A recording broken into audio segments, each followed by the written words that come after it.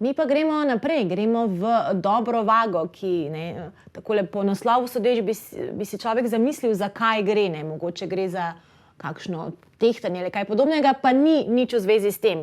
Dobra vaga je namreč razstavni in projektni prostor, prodajna galerija in odprti atelje različnih jezikovnih jezikov, slogov in vsebin. Programska vsebina v ospredje postavlja estetske premisleke mlade generacije ustvarjalcev. Tiste generacije, ki predstavlja stičišče možnosti, raziskovanj in aktualnih kontekstov likovne produkcije sodobnega časa.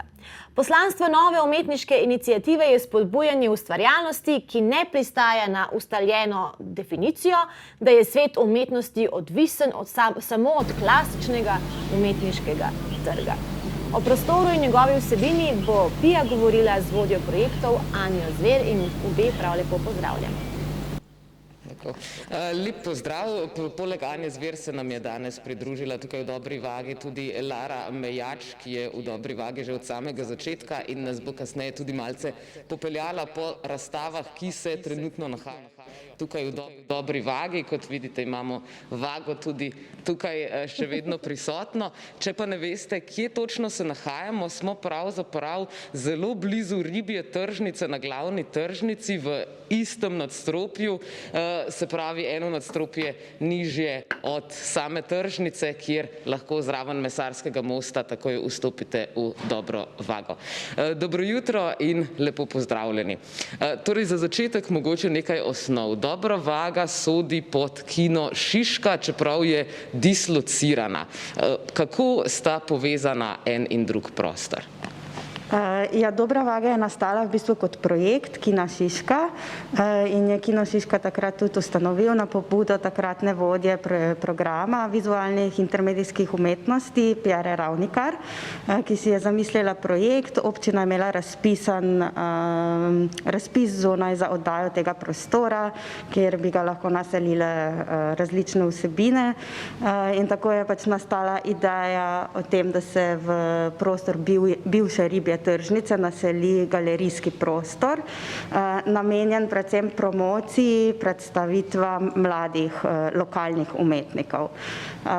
To se je zgodilo potem, na razpisu je projekt bil sprejet iz strani občine in vaga je bila otvorjena 25. maja 2016, tako da zdaj čez par dni praznujemo 5. obletnico. Čestitke, ja, 5 let je že kar dobra doba, za psa sploh, za galerijski prostor pa seveda tudi. V 5 letih se je verjetno zgodilo tukaj ogromno enih dogodkov, zdaj ste se verjetno komaj odprli. Včeraj slišim, da ste imeli otvoritev. Kako otvoritve danes izgledajo v teh pogojih? V bistvu precej drugače, čeprav zdaj smo se že malo navadili. Torej omejitev je število ljudi, ampak se mi zdi, da dejansko otvoritve, pač tudi če sem v nekem tem omejenem obsegu, umetniku res veliko pomenijo. Zato, ker da nek občutek, da razstava je, lahko povabiš neke ljudi, da pridejo pogledat. Čisto drugače kot prej, ko smo pač imeli samo neke online otvoritve oziroma neke, ne vem, dnevne variante, kjer je pač smo razstavo samo postavili in to je bilo to. Tako da smo veseli, da je to nazaj. Ja, vaše otvoritve so ponavadi kar oblegane, kot se spomnim, tako da je bilo verjetno malce težje spraviti v prostor samo 10 ljudi. Kako pa se sicer ta prostor, to so večinoma mladi ljudje, ali prihajajo tudi na ogled bolj mladi ljudje ali prihajajo ljudje iz vseh generacij, tudi takrat, ko ni otvoritev predvsem? Ja, to mogoče tudi naša umestitev samo tu na tržnico, ob ribarnico, v bistvu pripomore k temu, da je naša publika zelo raznolika. Torej sploh, ko niso otvoritve, imamo tukaj res najrazličnejše ljudi, različnih starosti, od nekih upokojencev, ki pač grejo po ribe in se vmes ustavijo v Dobri vagi, pogledajo, mogoče kaj kupijo. Tako zelo vse poznano, da smo na tržnici in da imamo neko zelo drugačno publiko kot mogoče neke druge galerije. Ja, velika prednost je pač to, da smo na tržnici in imamo mimoidoče obiskovalce, kar se sploh zdaj v teh časih pozna. Od oktobra, ko smo bili nekaj res dalj časa zaprti, in od oktobra v bistvu je prehod tukaj čez tržnico čisto zaprt. In se vidi, koliko smo dobili prej tudi obiskovalcev, ki so se vračali, ki so nas pač zapazili, ki so videli, da imamo nove razstave na ogled in so se potem mogoče vračali, ne, in so to opazili na poti na Ribjo tržnico. Zdaj pa teh obiskovalcev več ni, tako da imamo še pač stalne obiskovalce, plus razširili smo se tudi na splet, za spletno prodajo, tako da tam pobiramo zdaj tudi nove gledalce, kupce, obiskovalce iz cele Slovenije, pa tudi iz tujine. Po tržnici diši že pravzaprav ime galerije. Ali ste ohranili, menda nimate več te umetnosti na kilogram, pa vendar mogoče, če bi opisala koncept, za kakšen koncept je ob odprtju šlo, na to nas spominja tudi tale velika vaga zadaj. Ja, prva ideja je bila, da se prodaja v sklopu pač zgodbe celotne oziroma duha cele tržnice, umetnost na kilograme. Umetniška dela so bila zvagana, vrednosti umetniških del so bile postavljene pač po dogovoru skupaj z umetniki, na to smo v bistvu razdelili cene z kilogrami in tako je bila pač določena cena, vrednost na gram. Ime Dobra vaga pa tudi pač prihaja iz izrazov tržnice, da ti v bistvu branjevka zapakira dobro vaga in ti da pač malo več dobrin, kot si jih pač zaprosil zraven v vrečko. Tukaj imate še eno jabolko, to dostikrat naletiš, če imaš majhnega otroka, pa dobiš potem zraven še kak kos sadja, zelenjave, kislega zelja, v moji izkušnji. Mi ga posodiš za naslednjič za na tržnico? Imate pa še vedno sicer na voljo prodajne artikle. Kaj lahko torej pri vas, na kakšen način, zdaj se umetnost ne stehta več, ampak na kakšen način pa lahko dostopamo torej do vaših artiklov? So vsi, ki so na ogled, tudi prodajni? Torej, ja, imamo prodajni in razstavni program. Zdaj v bistvu ves čas ohranjamo torej nek zin, torej zini so neke umetniške publikacije, zelo v bistvu tak širok medij, umetniki jih načeloma izdajajo sami, oblikujejo sami, tako da zin program je v bistvu res velik del programa Dobre vage, tako da imamo potem tudi zin shop, ki je stalno prisoten, potem pa imamo tudi ves čas neke prodajne razstave, poleg pač nekih manjših razstav, največkrat kar tukaj na tej pač glavni steni. Nek tak cikel, ki ga zdaj že 5 let v bistvu ohranjamo, je prodajna razstava Sveže ribe, ki je odlična priložnost, da povabimo tudi najmlajše avtorje, da pač prodajo svoja dela. In tukaj lahko kupijo od nekih pač ljudi, od nekih grafik, originalov, platen, in ja, zinov, tako kot sem že rekla. In v bistvu s tem prodajnim programom pač poskušamo tudi najmlajše nekako pripraviti oziroma pač jim omogočiti, da so njihova dela videna in pa tudi, da pač mogoče nekdo kupi, da potem spremlja tega umetnika. Nudimo nek ta prvi vstop, no, mogoče na trg, če lahko temu rečemo tako. Tako da Sveže ribe so v bistvu nek tak cikel, ki ga vsaj 2-krat na leto potem organiziramo, povabimo res veliko število avtorjev in ja. No, super, da imajo tudi mladi končno enkrat priložnost. Sicer pa, kar se zinov tiče, sama recimo bolj poznam te fanzine, ki so bili na primer glasbeni zini, včasih so si ljudje tako sporočali, kje so koncerti, ali pa tiste o filmske, ki so bili na začetku, so imeli veliko teksta. Ti sami izdati, ki jih imate tukaj, pa so predvsem bazirani na likovnem, na vizualnem. Zakaj torej še vedno govorimo o zinih? Kaj je tisto, kar zin naredi za zin? Po mojem nižja produkcija, nižja izdaja, Pa si mislim, da tudi kakšen projekt, ki je bil, je ohranil samo poimenovanje Zina, zato ker je tudi privlačno, ker se pojavi mogoče v bolj alternativnih prostorih, kot je pač tudi Dobra vaga na en način. Potem ali so izdani iz strani alternativnih skupin, pa ni nujno, da sledijo pač tej formi prvotnega zina, fanzina, kot si ga ti prej opisala. No.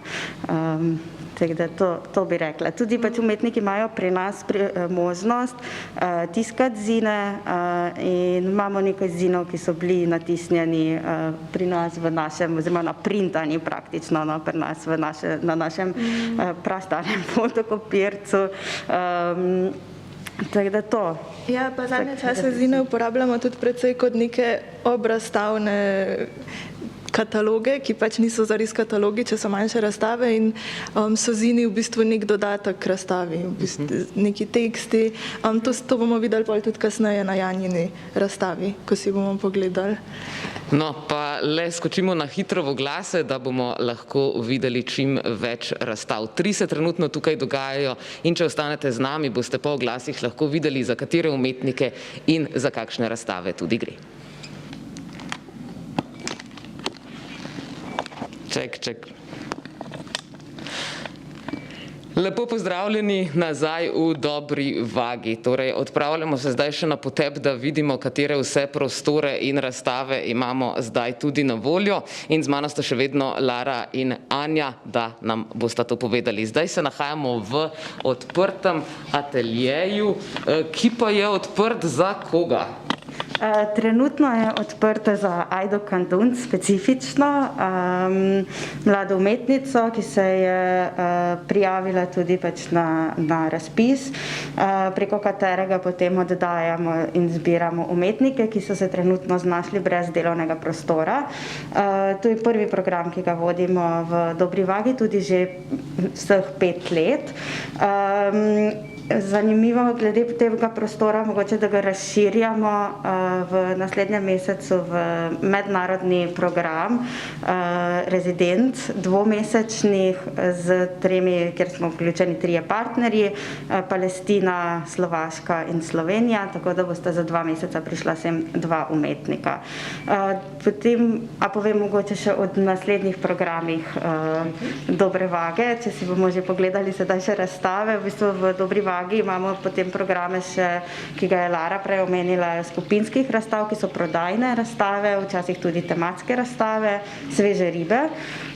Potem vseh 5 let imamo tudi že program umetnik oziroma umetnica na mesec, ker se enkrat na mesec predstavi umetnik, umetnica iz mlajše generacije v prostoru, ki ga bomo videli, in Zin vitrin program, ki vključuje Zin vitrin čitalnico, ker smo letos začeli z tematskimi izpostavitvami, trenutno so aktivistični zini izpostavljeni, ja, to je naš različni zvoki nas spremljajo. In pa razstave Zin vitrin, kjer razstavljamo aktualno produkcijo zinov avtorjev vseh generacij. Ali se pravi, zdaj imamo tukaj odprti atelje, ali to pomeni, da Ajda dejansko tukaj tudi dela? Vsak umetnik, ki ga izberemo oziroma ki ga pač povabimo k odprtemu ateljeju, dobi ta prostor za 3 mesece, potem pa mu ponudimo še možnost razstavljanja v umetnik na mesec oziroma mogoče nek drug projekt zaključni. Večkrat imajo tudi nek dogodek v samem ateljeju, mogoče neko vodstvo, nek pogovor, kjer predstavljajo v bistvu svoje delo. In te slike, torej, ki jih vidimo, so Ajdino delo? Ja. Pa potem umetnica kdaj tudi dejansko pride sem in ustvarja na licu mesta? Ja, to je v bistvu njen delovni prostor. To je pač v našem odpiralnem času, ona tukaj ustvarja. In, ja. Na kakšen način pa pridete do teh umetnikov? Torej, včasih je to potekalo precej spontano. Ljudje, ki so izrazili željo, da potrebujejo nek prostor, pač smo jih povabili. Zadnje čase pa se nekako poslužujemo teh odprtih pozivov, ker s tem dobimo tudi vpogled v neke mlajše generacije umetnikov. No, pa preverimo še naprej, kaj se nam skriva v drugih prostorih, da nam ne bo zmanjkalo časa. Tako da videla sem, da je že na ta prvi steni smo lahko videli razstavo Sveže ribe. Se pravi, to so sveže ribe na področju umetnosti. Kdo pa so, na primer, zdajšnje sveže ribe? Lahko koga omenimo? Torej, umetnikov je res veliko tukaj vključenih na tej razstavi. Tukaj vidimo zdaj Adriana Praznika, Mino Fino, Janjo Kosi, od katere bomo videli tudi razstavo kasneje, Lomilo, potem imamo Niko Rupnik, Dalejo Kovačec in potem tudi neke mlajše, s katerimi prvič sodelujemo. Ava Tribušonov Senik, Nuka Horvat.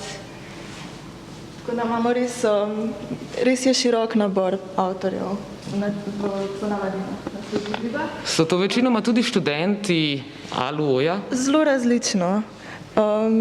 Torej, ne vem, kaj bi rekli. Ja, različno tudi iz AVE, imamo pač iz drugih institucij, ker študirajo umetnost oziroma bolj umetniške smeri. Imamo tudi kakšne, ki niso nikjer študirali, pa imajo enostavno res velik talent in željo potem, da razstavljajo in da ustvarjajo in da živijo od umetnosti. Tako da res različno. No. Torej, za prihodnost slovenske umetnosti nam ni treba skrbeti. No, to ne vem.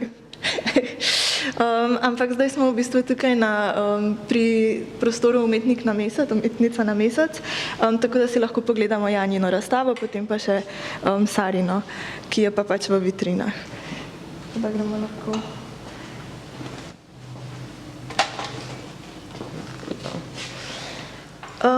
Torej, Janja Kosi je slikarka. Zdaj v bistvu se ona ves čas ukvarja z nekimi prostori in kaj nam da občutek domačnosti v samem prostoru. Torej,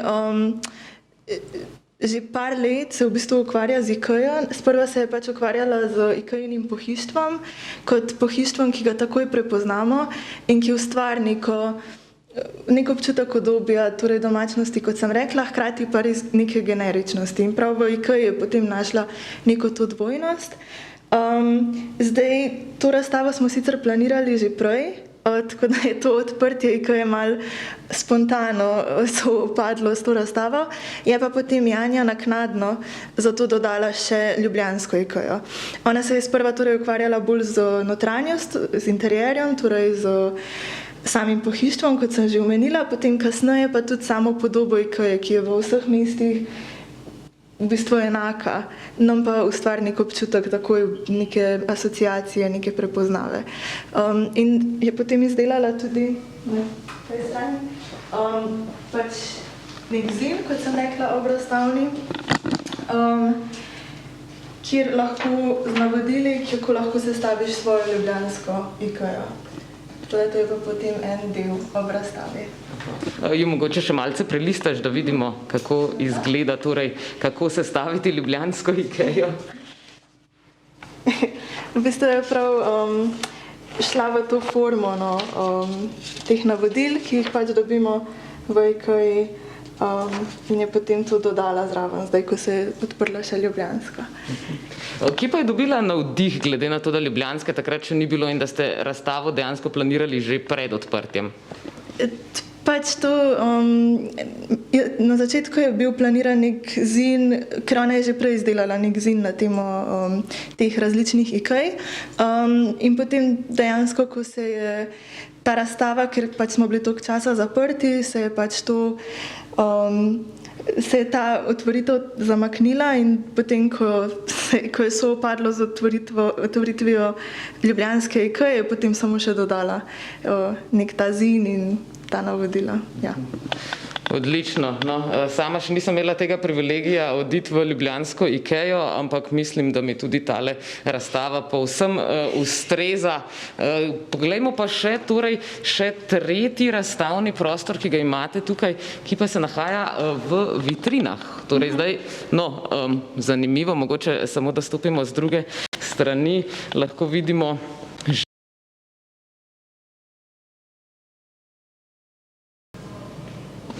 No in kot obljubljeno, preverimo še zadnjo razstavo tukaj v Dobri vagi, in sicer v vitrin Zin, tokrat razstava Sare Bezovšek, ki pa se je otvorila včeraj. Kaj pa lahko vidimo na tej razstavi? Torej, Sara je grafična oblikovalka po izobrazbi, sicer pa vizualna umetnica, ki v svoji umetniški praksi zbira nek vizualni material.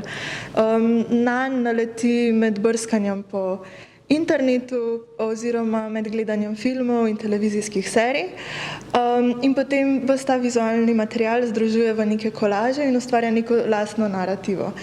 Zdaj ta razstava, ki jo vidimo tukaj, je del širšega cikla spoznavanja narave in družbe, kjer Sara zbira najbolj fascinantne, zanimive podatke, informacije o družbi, o ljudeh, o živalih, o nekih naravnih fenomenih in jih potem pač združuje sprva je ustvarila zelo obsežno spletno stran, ki kaže različne možnosti konca sveta. To je pa zdaj drugi del, Enciklopezin, kjer pa je naredila prav lastno enciklopedijo z tem materialom, ki ga je zbrala, in kot inspiracijo je pač uporabila neke te stare enciklopedije, tako po oblikovanju, kot po neki sopostavitvi torej fotografij in pa teksta. Tako da je pač potem pa to dopolnila tudi z nekim z lastnimi kolaži. No, super.